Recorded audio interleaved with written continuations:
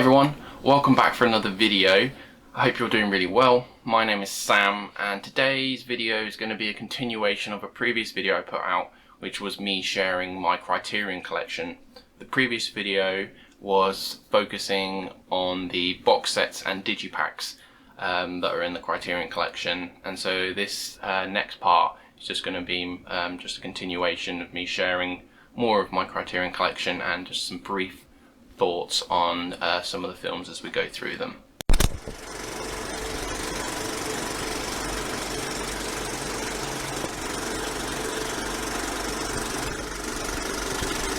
So the next lot of films I'm going to show you will all be in spine number, and we're going to be starting off with spine number 3, directed by Alfred Hitchcock, and it is The Lady Vanishes, starring Margaret Lockwood.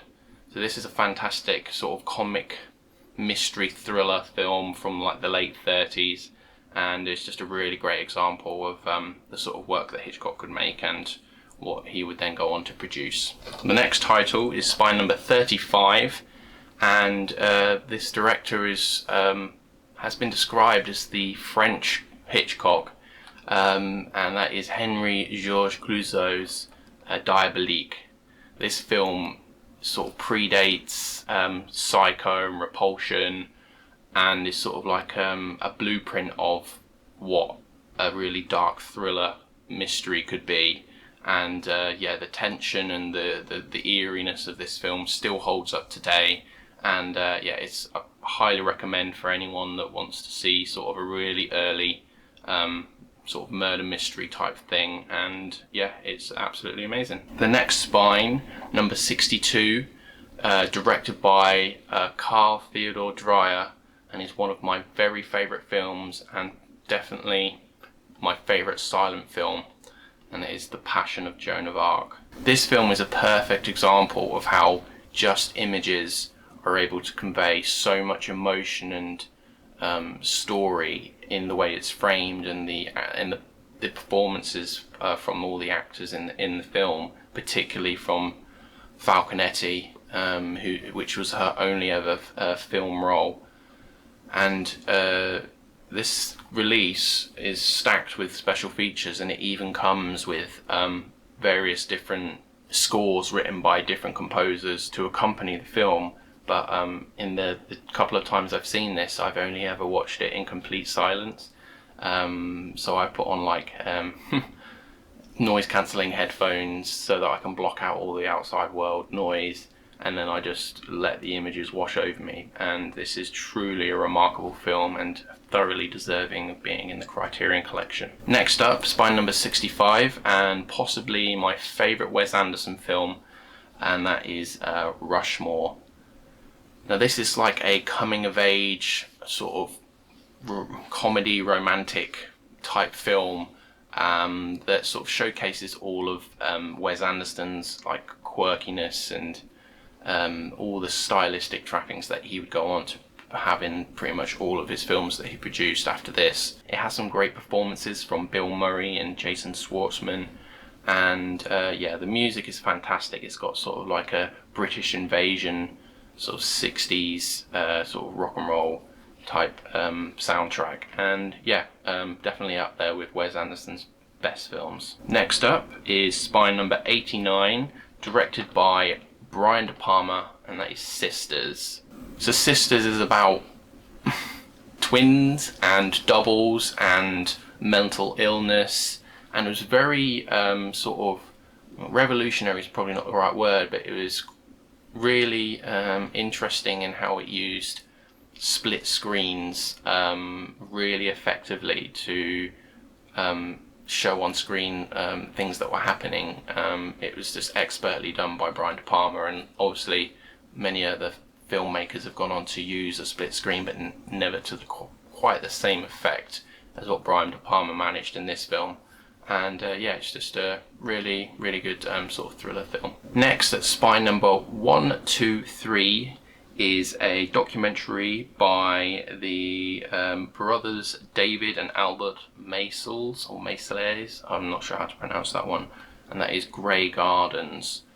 This is a really interesting documentary that follows a mother and a daughter who sort of live in a derelict mansion that's sort of fallen by the wayside, which is an understatement. They pretty much live in squalor, but they sort of, it's like a story about how these people have like fallen from grace, and they were once like in the social elite, as they think they're sort of related to Jackie Kennedy somewhere. And yeah, it's just a really interesting character study about these people that are very, very interesting. And there's a lot of people in the fashion industry have modelled sort of design choices based on what some of the characters, the two lead people in this documentary wear, and it's just really interesting and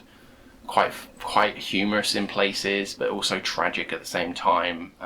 But yeah, it's a really interesting watch, and I highly recommend this one. Next up at Spine 135 is another Hitchcock film from 1940, and that is Rebecca, starring Joan Fontaine and Laurence Olivier. This is a fantastic Gothic romance, using Gothic romance in the very loosest of terms.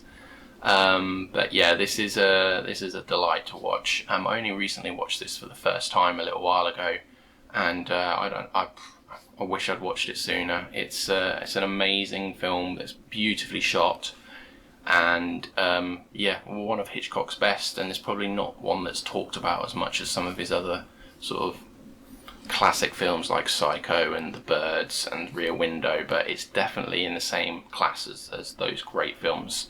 So yeah, Rebecca. Spine number 147, directed by Wong Kar-wai, and that is In the Mood for Love.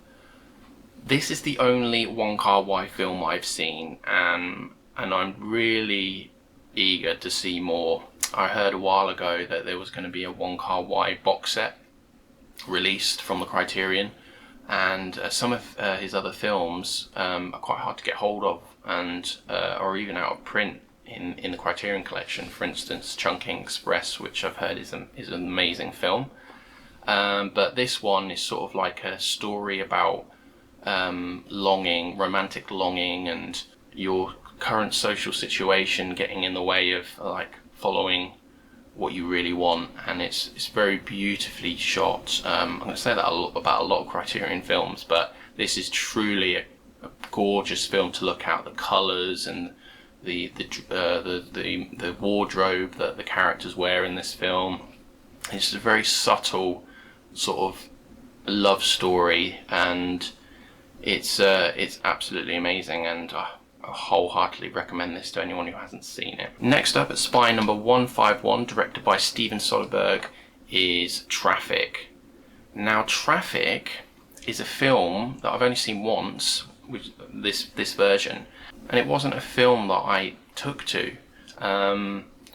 So this is an example of a film that in the Criterion Collection that I have bought, and that it hasn't really done anything for me, at least on first viewing.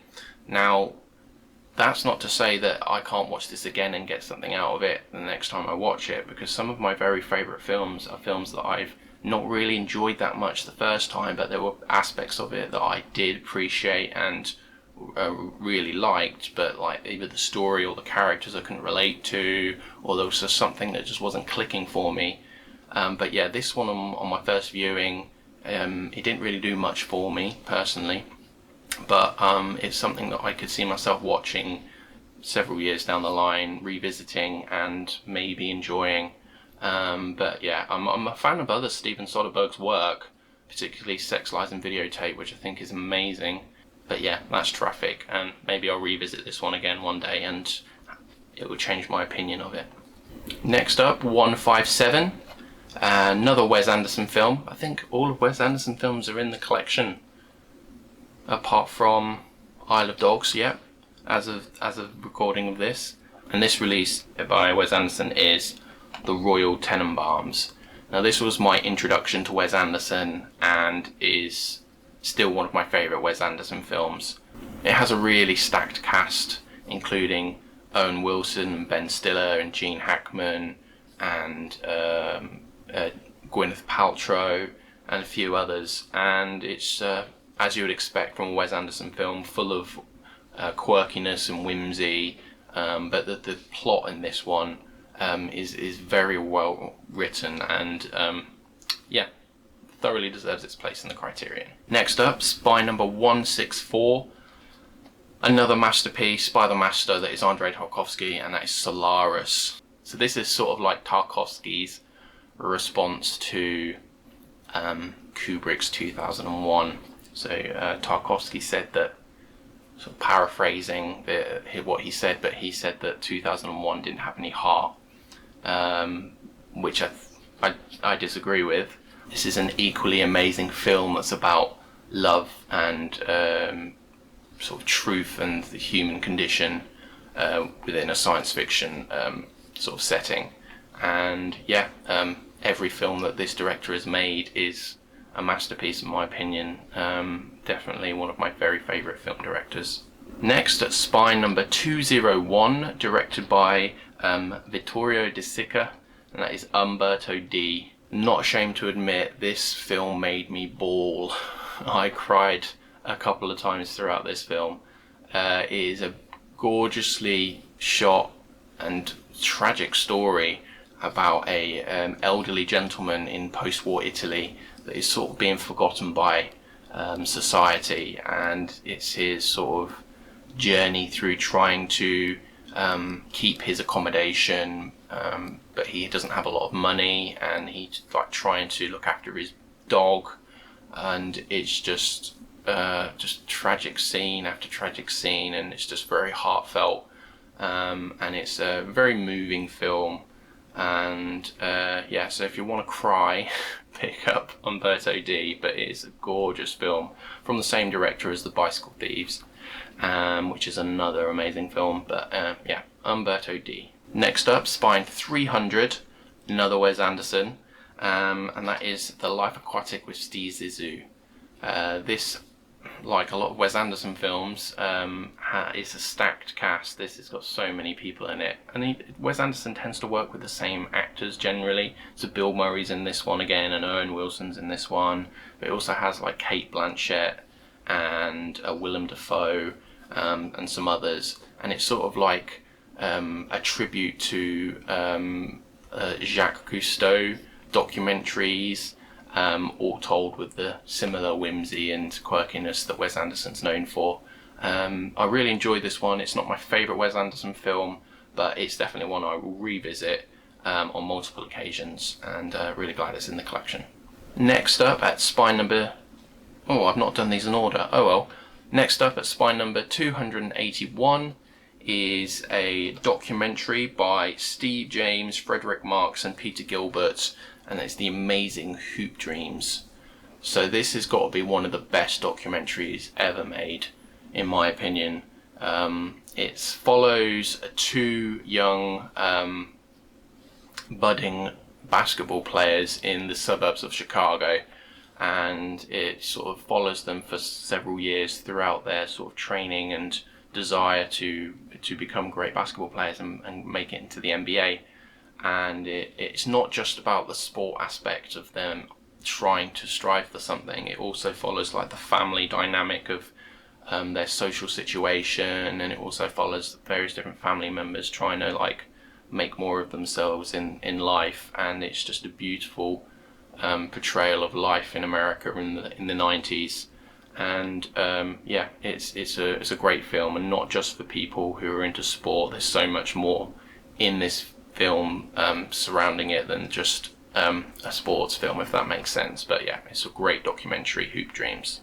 Next up at spine number 339, directed by Edward Yang, is the incredible Yi, I'm not sure how to pronounce that one properly. I only recently watched this a few months ago, and it instantly made it into my very favourite films of the 21st century. So this came out in 2000, so it just sneaks in. But yeah, this is a great sort of family epic drama set in Taipei, I believe. Yeah, family drama set in Taipei, and yeah, it just follows like the parents and the children and sort of various different members of the family, and just the things that they're going through in their life and how they're reflecting on things, and it's just absolutely amazing. And I don't know why I didn't get around to watching it sooner. And I'm really interested in watching more of Edward Yang's films, because this one blew me away, and if you haven't seen it, I wholeheartedly recommend this if you're into sort of like family dramas. This is quite long. This is like, yeah, it's like 3 hours long, so, but it gripped me from start to finish, and it will be something I will revisit in the future multiple times.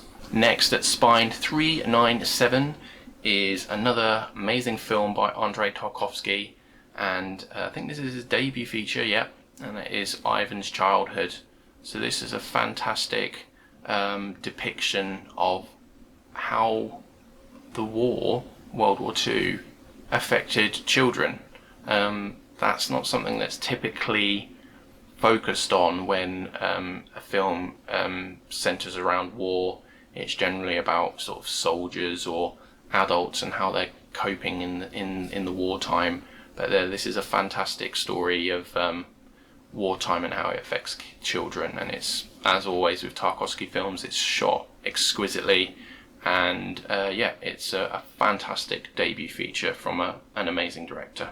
Next up is Spine number 409, directed by the master Terrence Malick, and that is Days of Heaven.